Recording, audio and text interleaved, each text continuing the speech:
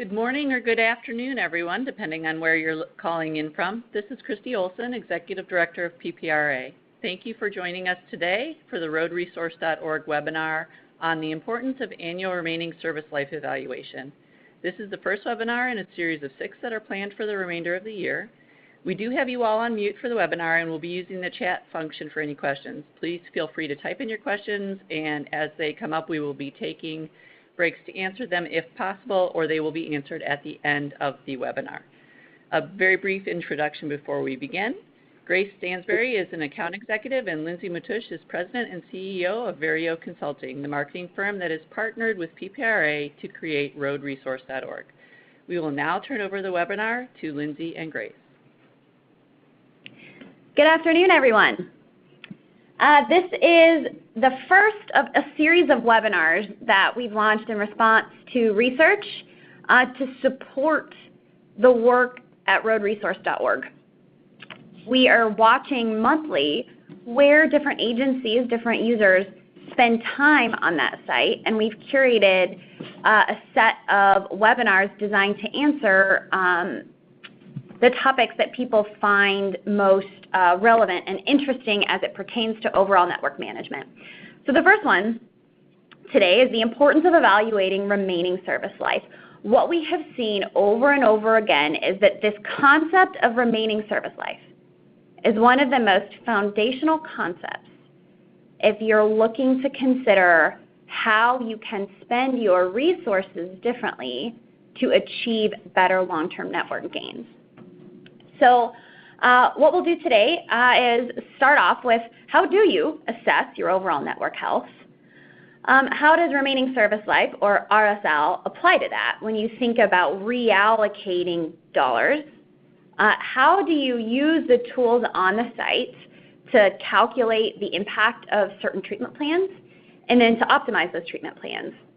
And then lastly, how can the concept of RSL be used by road owners to justify spending or to help engage broader audiences or electeds in an overall plan to move the network forward?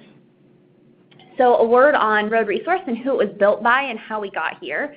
You may be familiar with the Asphalt Emulsion Manufacturers Association, the International Slurry Surfacing Association, and the Asphalt Recycling and Reclaiming Association.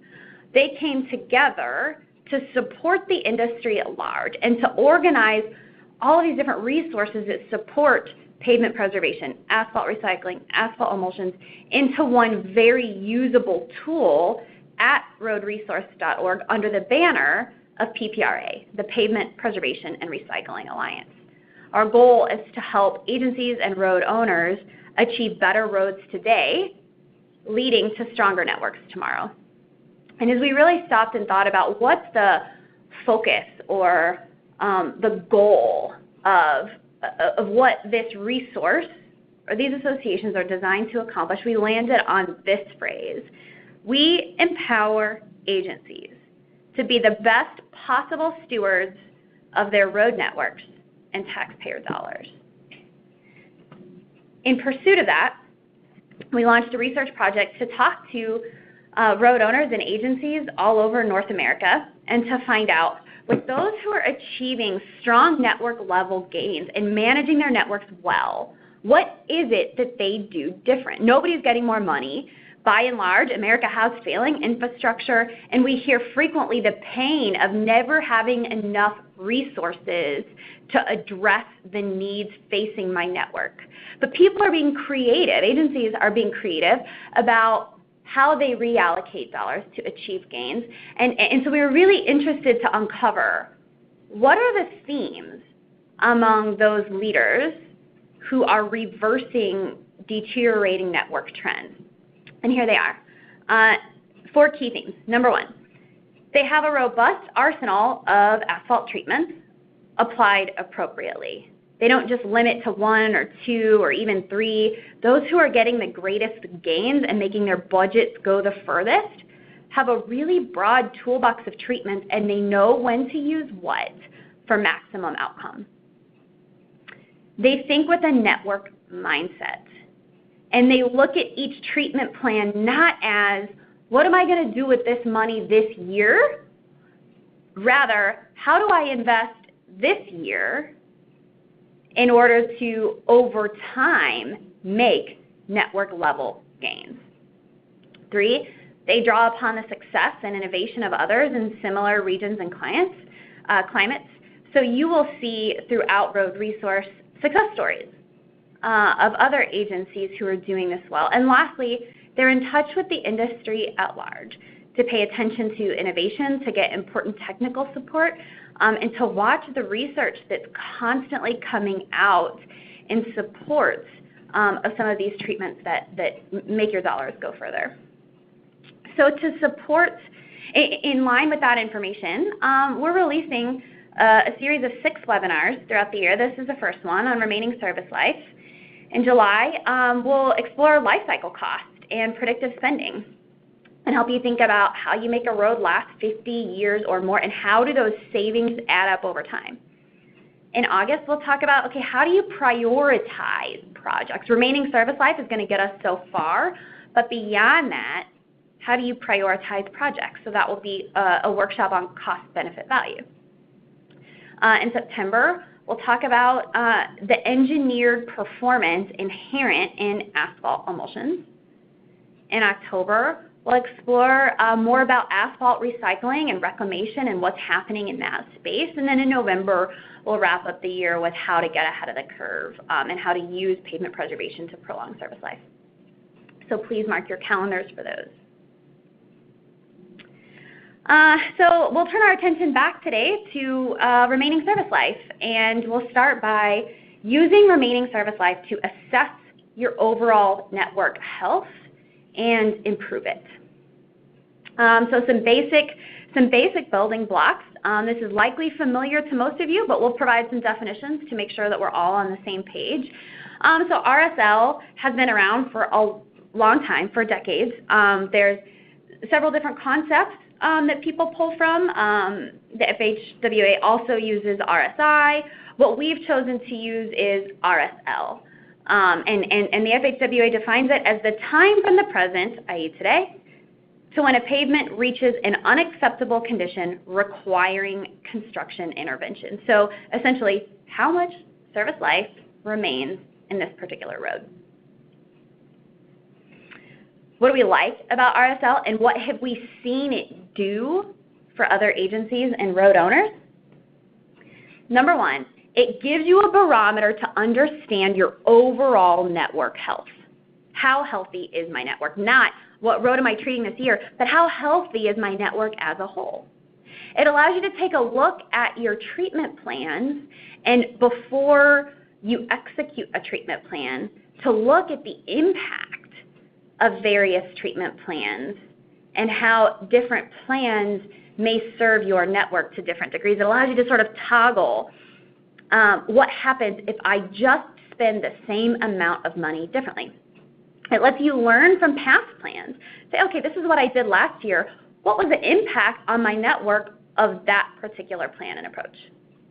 It lets you look at approaches to make budgets go further.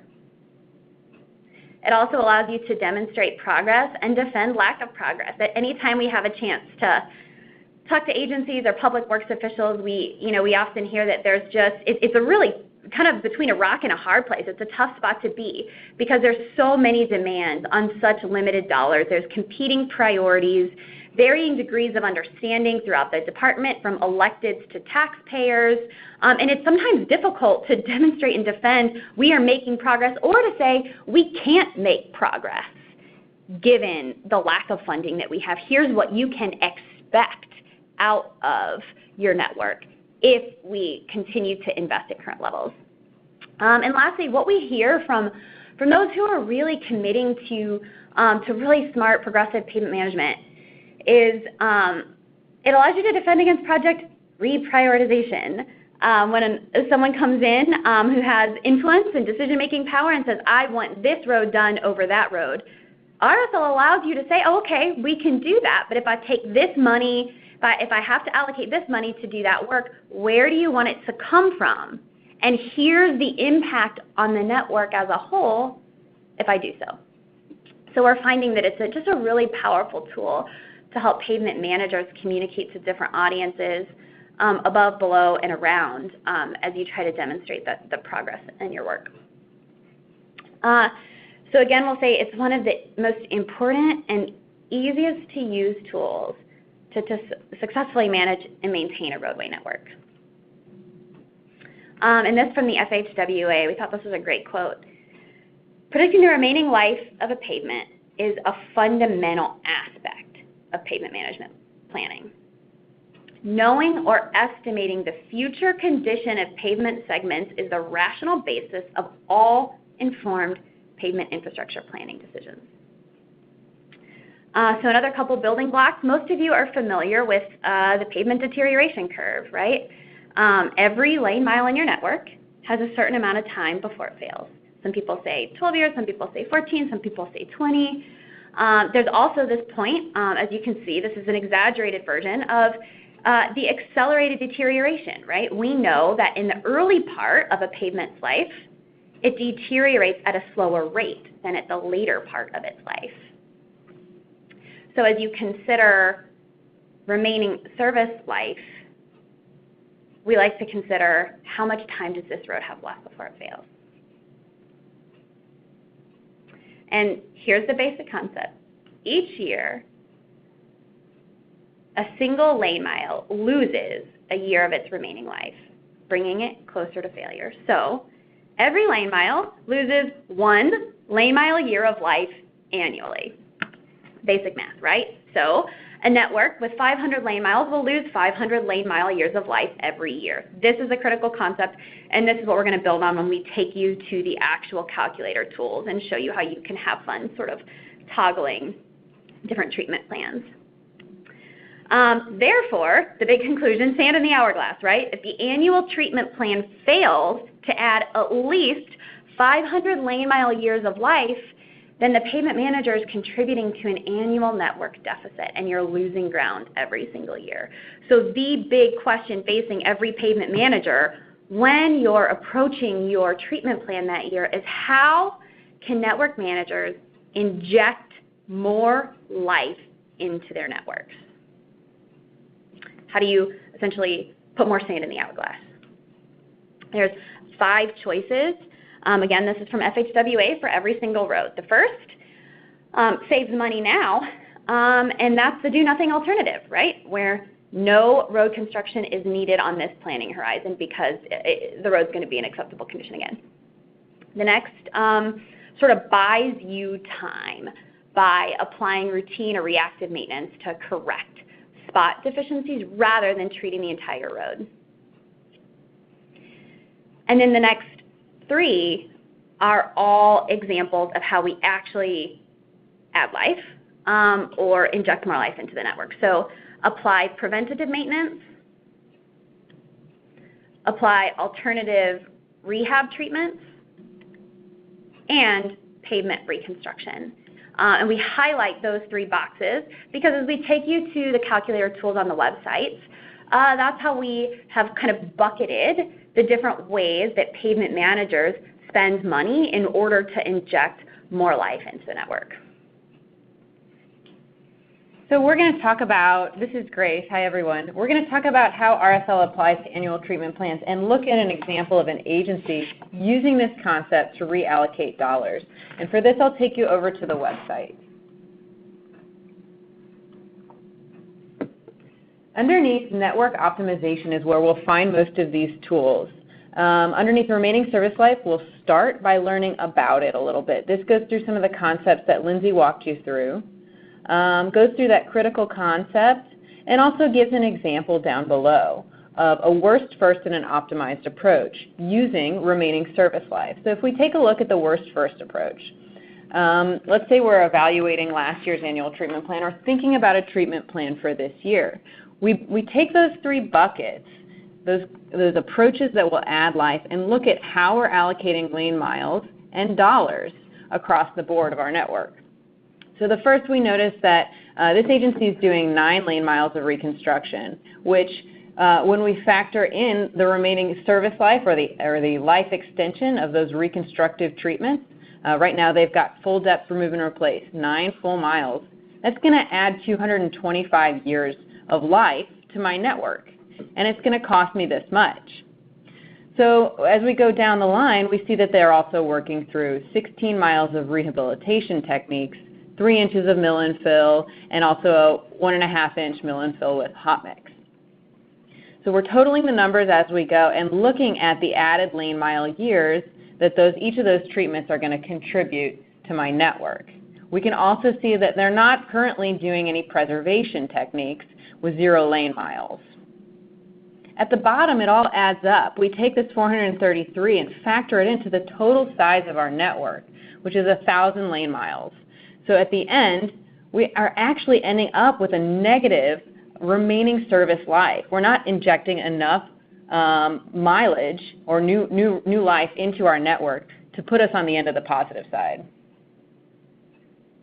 When compared with an optimized approach, we take remaining service life and kind of reallocate those dollars and look at where am I putting my money and which treatments are going to get me the farthest. Now we know in the real world we have to often cover a gambit of reconstruction, rehab, and preservation techniques. So this pavement manager, using the same amount of money, the same budget, and the same network, will end up at the end with a network gain, given this reprioritization of projects. So we'll see under reconstruction, he's switched from a full depth remove and replace to an FDR, a full depth reclamation with hot mix over the top. He's done 4 lane miles here, and you can see that's going to get him 100 lane mile years of life. Under rehab, he's switched a couple of things around as well to reprioritize that spending. Instead of doing 8 miles of 3-inch mill and fill, he switched to 4 miles of CIR, 2 miles of HIR, and still doing 2 miles of 1.5-inch mill and fill with HMA. It's likely that there was a road or 2 miles of road that still really needed this treatment, but we were able to reallocate some of those miles across more cost-effective treatments. So in freeing up some of this budget, we were able to come up with a little bit of preservation money, which then gives us a little bit of a gambit here. So we've allocated, let's see, here it is, 192 miles in the preservation column. Using that same budget, able to add 1,004 miles, giving us 104 lane mile years of network gain, thereby prolonging the life of our network at large. And one question that very naturally follows this example is, okay, where do you get this cost? Where do you get this life extension? And throughout all of Road Resource, you will see that we have populated the website with costs that came from a national cost survey we did. They're averages, which mean that they're inherently irrelevant to you because your costs will likely be either higher or lower. Hopefully they're relative and the concepts are illustrative. When it comes to life extension, we've taken sort of the average and taken a conservative approach in what we've programmed in. However, in order to get the greatest use out of this tool, we'll take you to up here where it says log in, and you can create a profile. So here Grace is showing our profile. When you're logged in, you click on your account. This is really easy to do. It's free.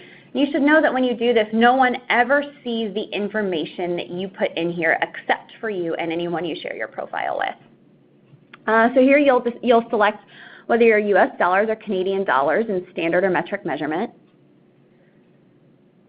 And then down here, you'll see all of the treatments that we have used in calculators throughout the site. And it's populated now with the average cost per square yard, with the life extension that we assign, and if that's a treatment that adds structure, there's a structural coefficient. One of the first things that you should do when you start making use of this tool is go in, create a profile, and then repopulate this with the costs and life extension that you assign at your agency. If it's a treatment you don't know, we suggest you reach out to a contractor near you to find out what they're commonly experiencing in your area. Once you've filled that out, you can save your profile, and it will automatically repopulate every calculator tool, not all the examples that are static, but every calculator tool throughout the website with cost, life extension, and structural coefficient information that is relevant to you. So we're going to actually work through an example here using the remaining service life calculator. I'm going to navigate over here now. And there are a couple different steps to entering remaining service life. The first of those is to enter your total network lane miles. So for this example, we'll say I've got 200 lane miles in my network. My average width, we'll stick with 12 feet across. And then my budget, I'm going to go ahead and enter here as well. You can see that it populates over here on the side. After I've described a little bit about my network, what I'm going to do, and we recommend that most people start by entering last year's annual treatment plan to see how far they got and to really evaluate the effectiveness of what they've already done and what they've seen in order to really have a place to start from to begin optimizing.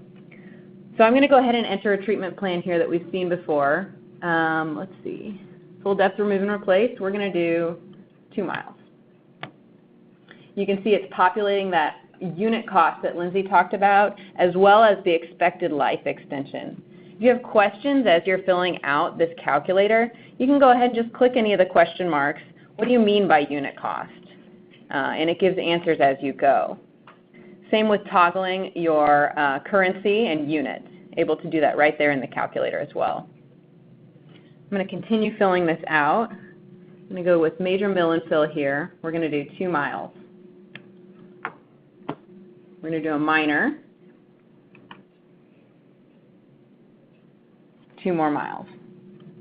On top of that, I'm going to do a little bit of crack seal this year, say 8 miles. So we've whittled down our budget quite a bit. We've got a little bit left over. And as we go through, we can see here we've treated 14 lane miles. We've contributed 118 lane mile years, and this is our total cost. Those buckets that Lindsay outlined before, preservation, rehab, and reconstruction, we're able to break down and see where the division is between the 3. However, for this treatment plan, it looks like we've lost 82 lane mile years, and we're only addressing 7% of the roads in our entire network. So what I recommend, if you enter last year's annual plan and you find something similar to this, is to play with this and see how you could have optimized last year to give you a sense of what you may need to do next year. So I'm going to take a couple of different approaches here. Instead of full depth remove and replace, I'm going to take a full depth reclamation. I'm going to stick with 2 miles of that. Instead of a major mill and fill, I'll do some CIR with a double chip on top and stick with the mileage there. Now for this minor mill and fill, I may not need to do all of these roads. I may continue to let them fail. I may take an alternate approach. Either way, what I'm going to start with for this plan is a little bit of Cape Seal. We're going to do 5 miles of Cape Seal.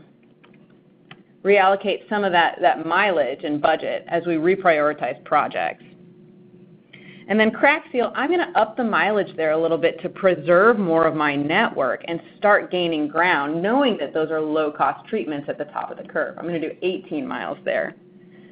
And then with a little bit of budget remaining, you can see how we reallocated funds by prioritizing and switching some of those treatments around. I'm going to do a microsurfacing on across a couple of my roads to really try and gain some ground in my network. 8 miles there. So we've still got a little bit of budget left over. You can see we've treated 35 lane miles and contributed 210 lane mile years. Again, it breaks down this way. We're doing more preservation, and we've reprioritized some of the spending in rehab and reconstruction categories. And with that 210 lane mile years addition, we've added 10 lane mile years, which is a net gain while addressing 18% of the roads in our network. That puts us on the positive side. We're actually making progress instead of running a losing battle. So one thing we'll add here, we know this is a simplified example, but it's pretty powerful if you've not explored a lot of this, to put in last year's treatment plan and see the impact, and then look at what you're considering for this year and see what it takes, especially the more road segments that you input. what it takes to toggle that money around and simply spend it differently. If addressing a higher percentage of roads in your network is important, for various reasons, we know that different pressures and different priorities face every single agency out there.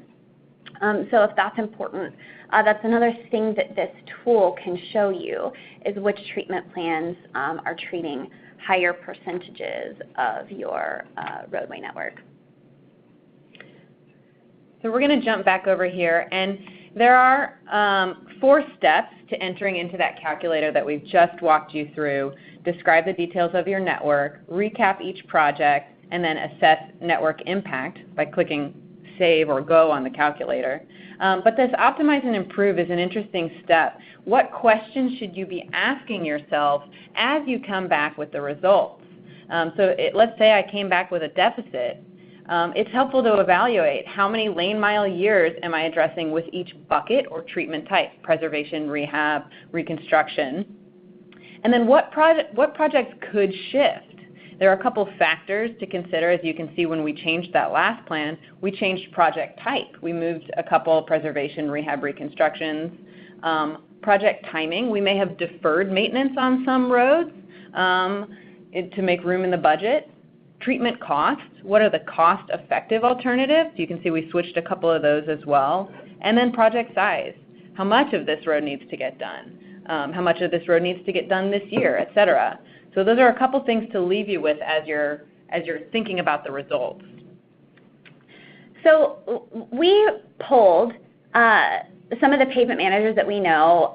We talked to pavement managers, former pavement managers, people who run pavement management consulting, and some of the more progressive network thinkers that we know, and said, okay, when you're looking at, the example that Grace gave may have been oversimplified. When you're looking at a lot of needs, and it becomes really a resource game, how do you essentially find more money in the budget? What are some of the best tips that you could offer others to help them gain ground? And here's what we found. Tips for finding money in the budget. Number 1, do nothing or let a road continue to fail. Really ask that question. If this road is going to require really intensive maintenance, and likely that's an expensive, invasive treatment. So if I let that road fail for one more year, could I take that $1 million and reallocate it across more roadway segments in order to gain ground? So could I shuffle projects for this year? In parentheses as we go, you'll see where pavement manager said, here's some benefit, but here's also some considerations. Obviously, the cost of doing nothing can impact things, and inflation, right? So a treatment deferred has some sort of impact on inflation, and that has to be considered as you're thinking about broader treatment plans. Number 2, implement stopgap measures. Rather than addressing that whole road, are there places where you could just crack seal? Crack sealing is as most of you have experienced, one of the most cost-effective ways to buy yourself more time and to buy yourself more life. Cold patching, spray patching plus chip or double chip, most applicable on rural low-volume roadways, or zone patching plus chip or double chip. Same thing. Clearly, whatever your climate is, whatever your particular road constraints are, will impact which treatments are options for you. But these stopgap measures, we're seeing network managers do some really cool things to not treat that whole road, but to do a little bit of stopgap for now in order to use that money elsewhere. It becomes a little bit of a game, right? How do you beat the decline? Revert a road to gravel. Obviously, this is not an option for many roads out there, but for some roads it is. And we've seen some agencies making some bold moves to say, okay, if I revert this road to gravel, obviously there's a cost, and there is, in many cases, popular response or pushback to be considered. But in some cases, this buys you more money in the budget, not just now, but in future years. Tip number 4. Are there alternatives to traditional rehab and reconstruction? There are many asphalt recycling treatments that reuse existing resources and can achieve structural gains at a much lower cost. So where that is appropriate, there are plenty of tools on Road Resource to help you explore environments where that can stretch your resources further. And we see people doing some really interesting hybrid approaches, like HMA shimming with micro on top. That's a powerful way to consider not having to put HMA, not having to endure the expense of putting HMA on that entire road, but applying a more cost-effective and still sound approach to injecting more life into the network. And tip number 5, leverage pavement management data to find more cost-effective solutions. So, for example, your road that you're looking at, a road segment, has a PCI in the 50s, right? Well, does it necessarily mean that that whole road right now needs to be reconstructed? Or is it possible that just a percentage, consider obviously the severity and extent of distress, could you just treat some portion of that road with an overlay and consider more cost-effective ways of treating the rest of that road? Is it climate-related versus load-related?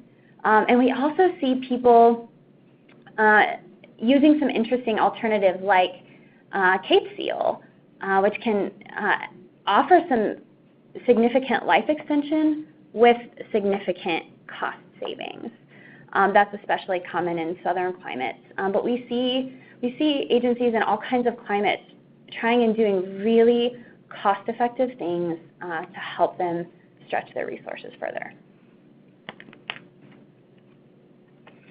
So we'll talk about budget spending and how to use some of these tools to justify how you're spending money across your network.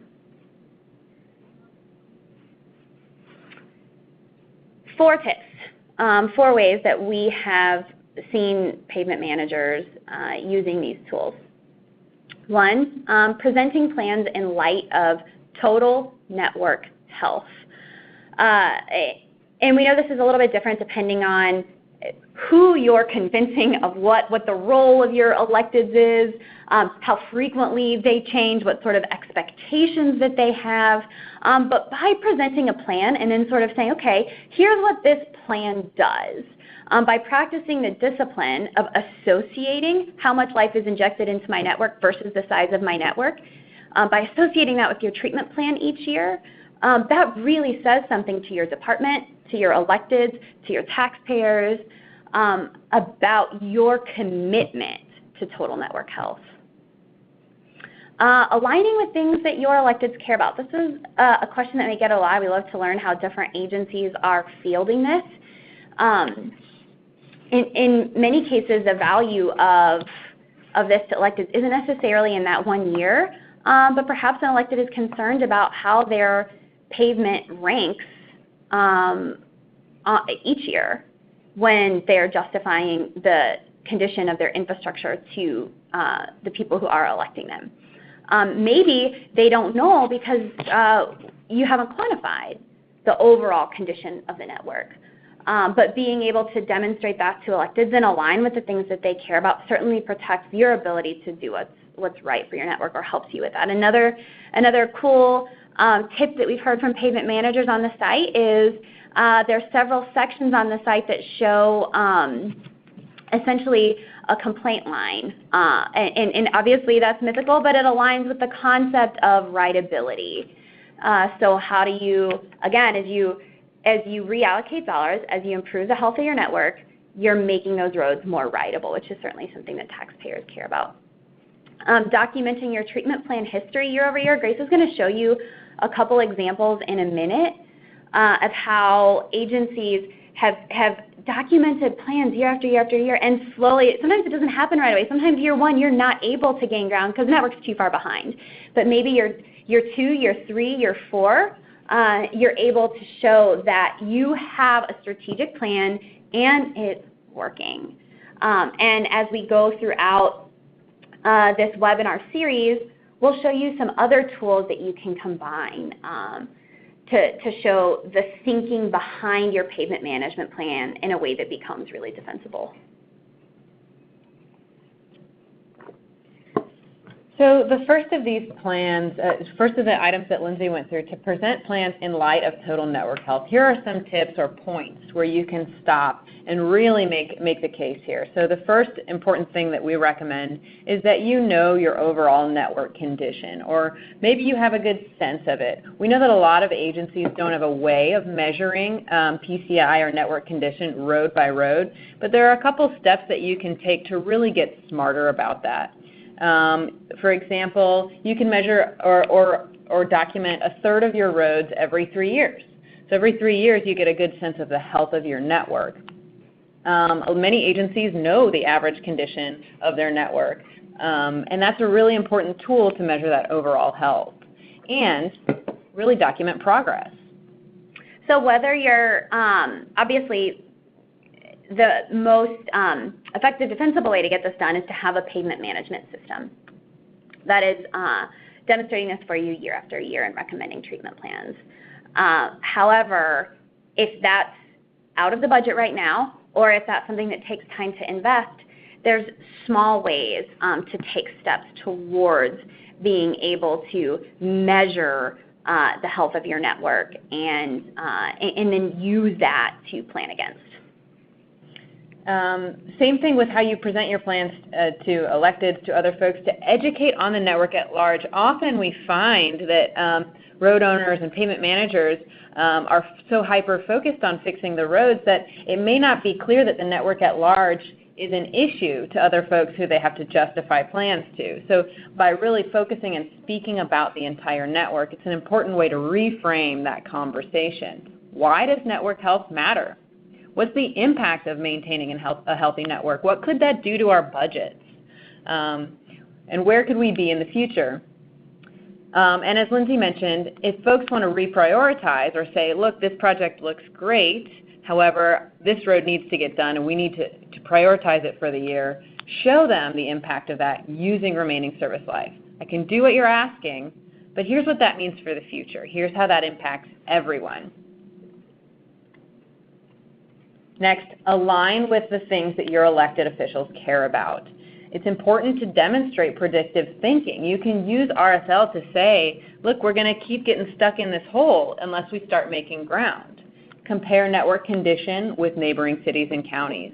If you've got a neighboring city or county who's doing something really well, there's this case of, we call it FOMO, it's fear of missing out. So if your electeds see that their neighbors are doing a better job, that's a motivating factor for really supporting you in a progressive plan. What percentage of roads are in what condition? This speaks to the point earlier, just knowing where we're at. And then, is it possible to gain ground the way things are?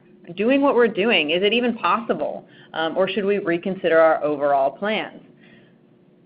Explain the opportunities. This is a great one for elected officials. What's possible with a healthy network? Where could we be in 5 years, 10 years, if we had been gaining ground this entire time? There's so much in this tool that's really designed to be a resource for you.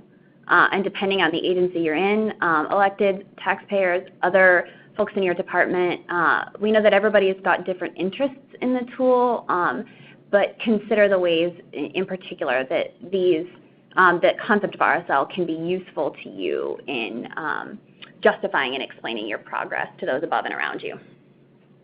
A great example of that is a recent story. Many of you may have heard this.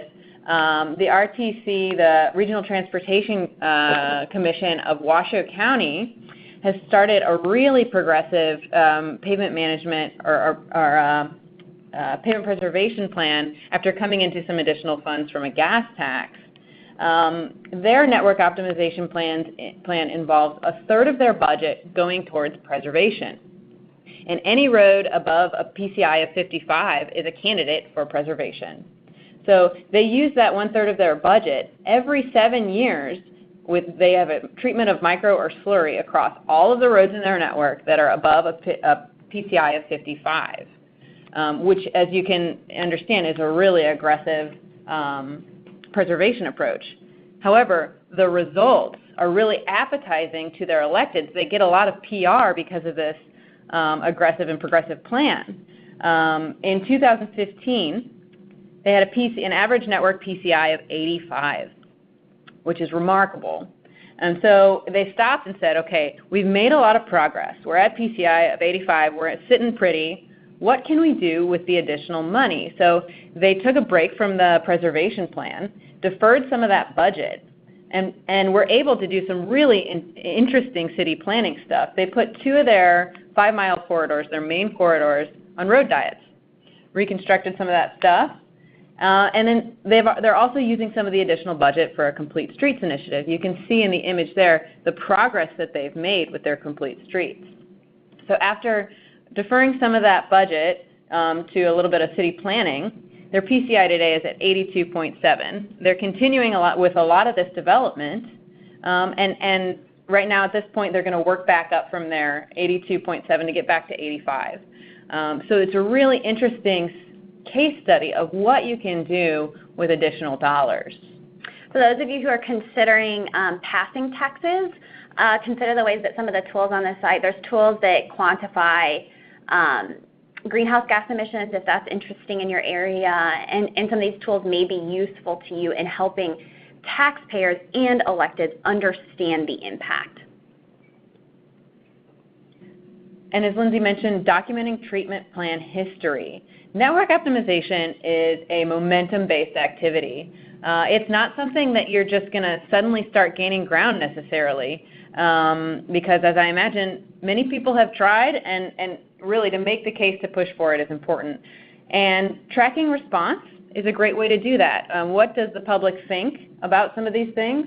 Celebrating success publicly, all of those things can contribute to help make the case for future funding. So as you start to gain ground, it's important to let people know the success that you're having, because it is an iterative process. A great example here is the city of Fairfield. It's a total network size of 288 miles, and you can see their network gains and deficit over time. They started implementing a progressive pavement management approach. 2013, 2014, and 2015, they still had a small deficit in their remaining service life, but by 2016 were able to reach a 30-mile surplus. So that's just a great example of how, as you take small steps today, it can begin to pay off in the future. Yeah, we love this story because it's a smaller network. It's a little more reachable for many agencies, and the idea was, okay, we're not all of a sudden going from losing 500 miles to gaining 200 miles, right? Maybe we just lose less this year and lose less next year, but over time with smart, planned, strategic reallocation of dollars, you gain ground. And you see here the picture of 2 streets in 2 counties divided by the county line. On the right-hand side is in Fairfield, where they decided to adopt a proactive approach, and the other side is sort of victim of this worst first thinking. And then as we'll go through the webinar series, it's important to combine some of these topics. So we went through what happens when you evaluate remaining service life, but there are other factors to consider. So we're seeing managers and even students trying out a couple of approaches using combined tools, remaining service life, cost-benefit value to help prioritize, life cycle costs to really help predict the amount that we'll spend in the future, and how to really treat our roads at the top of the curve. So a few additional resources for you, but before we point out a few resources on the site, we are going to stop and take some questions. So if you have questions, please type them in the chat box, and we'll start taking them from the top. So Don wants to know, is it possible to save a scenario in the calculator? And the answer, Donald, is right now you're not able to do that, but coming later in 2019, you'll be able to download what you play with in the calculator into Excel, and then you can play with it in Excel or save those scenarios in Excel or share them around the office. So that should be additionally helpful to you. And for now, a great tool to use in the interim before those updates are made, many people are taking screenshots of the results on their calculator. So as you work through the problem, you can take a screenshot, and if you don't know how to do that, it's easy to Google, and that is a reference that you can move back to.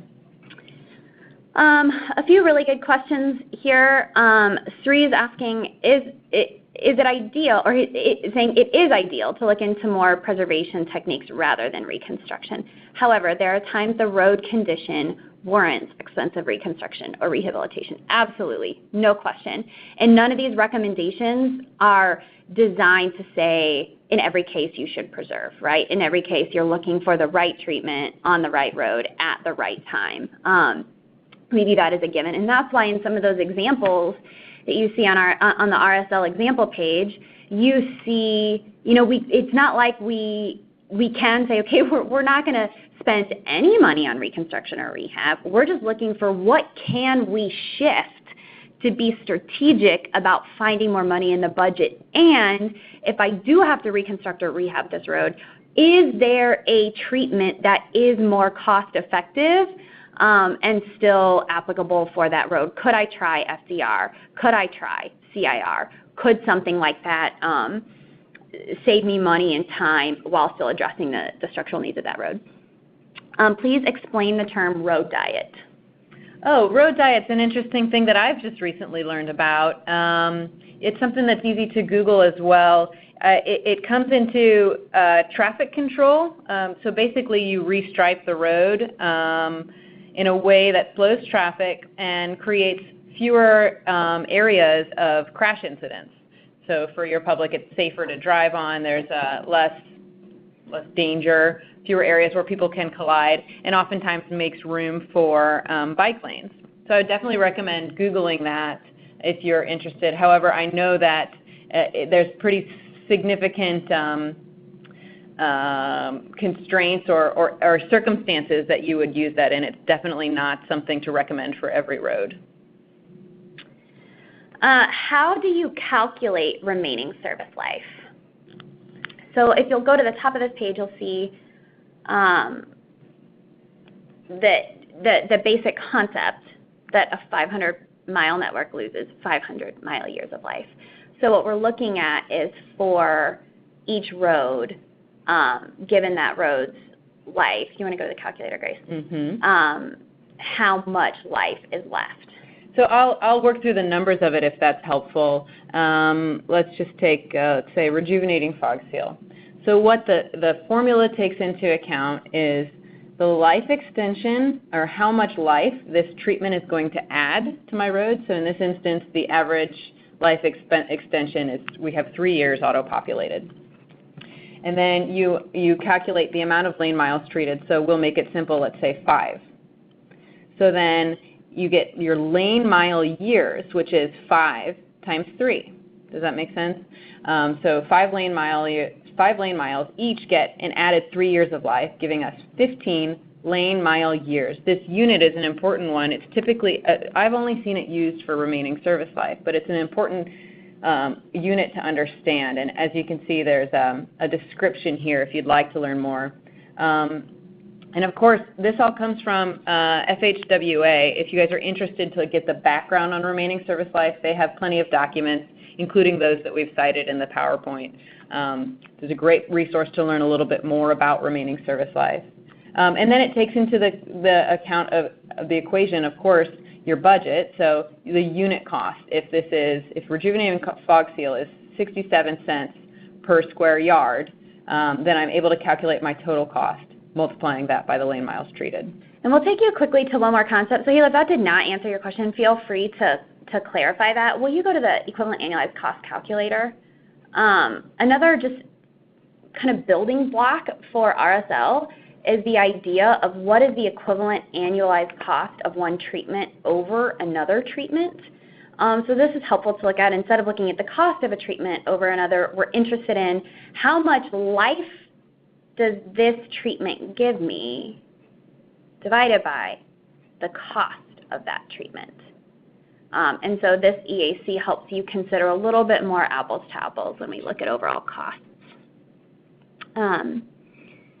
What would you suggest is an alternative to reconstruction for a heavy alligator cracking with a lower PCI?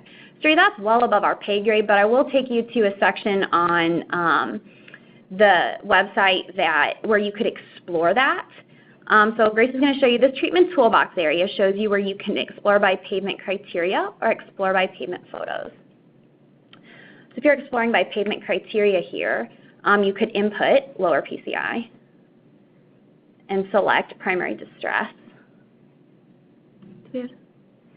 fatigue cracking.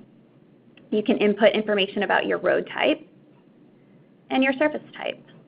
And you'll see on the left-hand side there how treatments that are not applicable for those constraints gray out, and those are applicable stay black. So in this case, it's recommending FDR.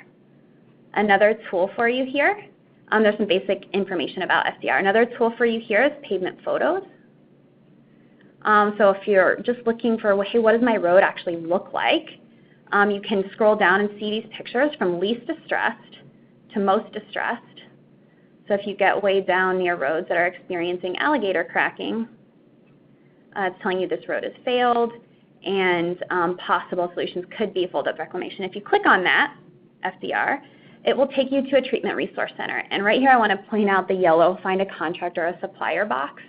This allows you to search EMA, ERA, and ISSA members who are happy to kind of give their opinion on whether or not that treatment is actually applicable for your road.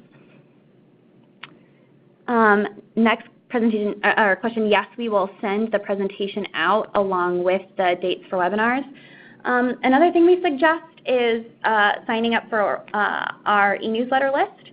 So if you'll go to the home page of the website, and you scroll down, you'll see a blue box down here that allows you to sign up for our e-newsletter. And here, once a month, we send out an e-newsletter that has small synopsis of several interesting things that you might consider when thinking about your network. Topics on preservation, recycling, emulsions, network management, innovation, research, and we do a lot of work to make sure that the summaries are succinct with links for more information, and we also remind you when we have these webinars coming up next.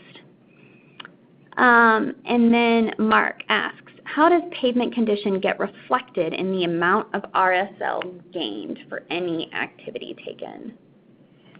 Right now, Mark, and Grace, correct me if you think differently, right now the tool does not accommodate an ability to sort of say, your pavement condition was a 40, and now because you did this, your pavement condition is a 47. That's not reflected in the tools right now. That's correct. Remaining service life just evaluates the amount of life left in your network and doesn't sort of quantify or take into account the varying degrees of distress or condition that individual roads or road segments are on in your network. So if you have other questions, feel free to type them in the chat box. And I'll add to that question, Mark, too, really great resource for that kind of thing would be a pavement management system that really takes into account all of the different factors of your network, including that pavement condition and just general health. So these are some building block tools that if you're filling in gaps or want to get started on reframing some of your network approaches, the building blocks in this website are fantastic tools as a place to start. But really, we recommend above and all else a pavement maintenance system or a pavement manager to really help you quantify data and get the best results. We'll go back to just a few slides to close this out. A few additional resources for you. Ask an Expert. This is under the resources section of roadresource.org. Ask an expert. Grace and I are marketers and strategists and listeners, so our content comes from listening to pavement managers who are doing this really well. But there's a lot of experts out there, experts in your area, who are living and breathing and working in these precise fields on a daily basis, and they're quite happy to be a resource to you. So ask there if you have specific questions. And then subscribe to Ahead of the Curve, the newsletter that we send out monthly, where we heard in talking to agencies that one of the things you're most interested in is what are the new treatments out there, how do I link them together to gain more ground. So we're constantly curating the best information to send it out. And then like and follow us on social media. So if you look for PPRA on Twitter, Facebook, or LinkedIn, every week we are pulling little nuggets of information or insight from different sections of the site and sharing that out in ways that are really interesting and hopefully creating a community of people who are determined to reverse the trend in their roadway network so that you guys can learn from each other. So the social communities that we're building, we hope become a service for you to be able to connect with other like-minded managers. We know that this philosophy, this approach to network management requires a certain mindset. It requires people who are committed to saying, succumbing to a deteriorating trend in my network is not enough, and I'm going to reverse that trend. We also know that's not easy, and we know that there's a lot of really impressive and thoughtful pavement managers out there who are determined to do it, and anyone that we've met has always offered to be a resource to others. So please like, share, and become a part of this community so that you can learn from each other and also share your learning. So with that, we will thank you for your time, and we will look forward to seeing you on July 2nd for an exploration of life cycle cost and predictive spending. Thank you, Lindsay and Grace. If your question was not answered, we will be sending those questions to the speakers afterwards and contact you. We'd ask that you each take a moment to fill out the post-webinar evaluation, and if you have additional questions, you may include them there, and they will be forwarded on to the speakers. Thank you for joining us for this. Yes? Christy, I'm so sorry. I just received one important question. Okay. Do the St. Louis Blues have a chance of beating the Bruins? And I think the answer is unquestionably yes. So I just wanted to make sure that we took that very important question. Okay. Thanks, Lindsay. If you'd like to review any of what was shared today, we will be emailing you a recording of this webinar. Please watch your email for details. And once again, thank you for joining us for this webinar today.